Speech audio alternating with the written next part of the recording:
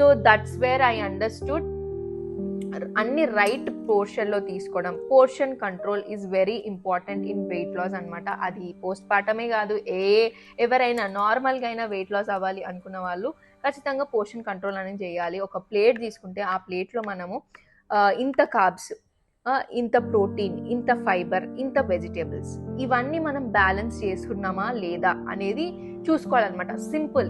ఈ ఫండా ఎవరైతే తెలుసుకుంటారో వాళ్ళకి వెయిట్ లాస్ జర్నీ కూడా చాలా ఈజీగా అయిపోతుంది.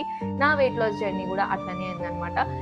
నేను వెయిట్ లాస్ అవ్వాలి అనుకున్నప్పుడు అసలు అవ్వలేదు అనమాట.